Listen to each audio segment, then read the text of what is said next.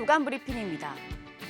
조선일보는 불모지로 여겨져 왔던 일본 스타트업 시장이 급부상하고 있다고 보도했습니다.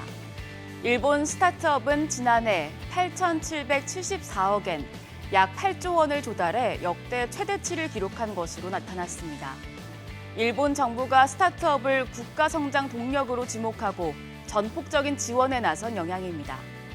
은행 등 기관들도 잇따라 투자 계획을 내놓으며 신사업으로 자금이 몰리고 있습니다.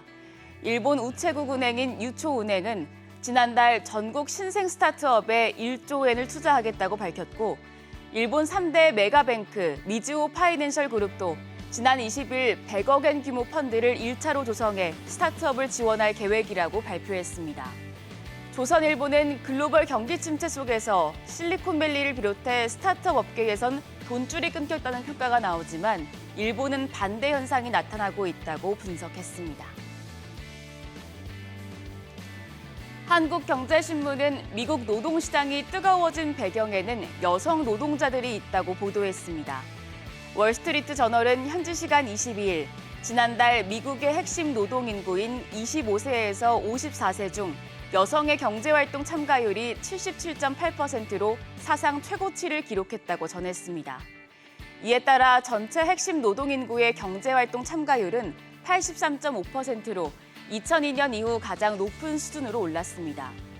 노동 수요가 급증해 여성의 노동 참여가 늘었다는 게 월스트리트 저널의 진단입니다. 여성들의 출산율 하락도 노동 참여를 이끈 요인으로 꼽혔습니다. 코로나19 이후에는 여성 핵심 노동 인구층이 노동시장에서 이탈하는 베이비붐 세대를 대체하고 있다는 분석도 나옵니다. 한국경제신문은 세계 탄소 배출의 75%를 차지하는 주요 20개국에 화석 연료 감축에 대한 합의를 도출하는 데 실패했다고 보도했습니다. 외신들은 산유국인 사우디가 화석 연료 감축에 강하게 반대했고, 러시아를 비롯해 중국과 남아프리카 공화국, 인도네시아 등이 동참했다고 전했습니다.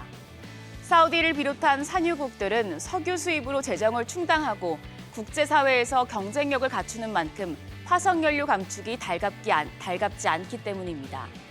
일부에선 화석연료 감축 대신 온실가스 배출 포집 기술을 개발해야 한다고 주장한 것으로도 알려집니다. 이번 회의에서 2030년까지 재생에너지 용량을 3배로 늘리자는 목표도 인플레이션에 따른 비용 증가로 발목이 잡혔습니다. 한국경제신문은 유럽을 덮친 40도가 넘는 폭염이 제조와 건설 등 산업 현장에도 타격을 줄 것이라고도 보도했습니다. 파이낸셜 타임스는 현지 시간 22일, 산업계는 기후 위기로 인해 산업 기반과 운영 방식 같은 더 본질적인 문제를 다시 생각해야 하는 상황에 처해 있다고 보도했습니다. 건설업은 폭염에 가장 먼저 노출되는 현장으로 꼽히는데요. 이탈리아에서 한 건설 노동자가 40도 날씨에 도로 표지판을 그리다 쓰러져 사망한 사건을 계기로 폭염 기간 야간에만 건설 작업을 해야 한다는 주장이 나옵니다. 제조업 현장도 이상 고온 피해에 시달리고 있는데, 최근 유럽 서부 라인강에서는 물이 말라붙어 선박 통행이 제한되거나 산업용수를 이용할 수 없는 사례가 늘고 있습니다.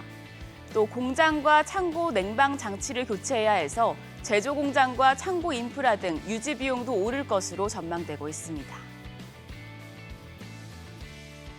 마지막으로 조선일보는 코로나 이후 가치가 30% 넘게 가격이 폭락했던 브라질 국채가 최근 다시 관심을 받고 있다고 보도했습니다. 금융투자 업계에 따르면 국내 5대 증권사의 올해 상반기 브라질 채권 신규 판매액은 8,875억 원으로 전년 동기 대비 170% 증가한 것으로 나타났습니다.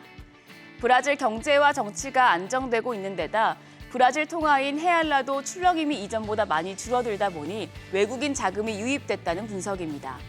브라질 핵심 수출품인 구리와 철광석, 원유, 콩과 옥수수, 육류 등 가격이 급등하면서 작년 브라질 수출은 전년 대비 19.3% 증가해 사상 최대 무역 흑자를 기록했습니다. 정치 리스크도 줄어 국채 부도 가능성은 그만큼 낮아졌습니다.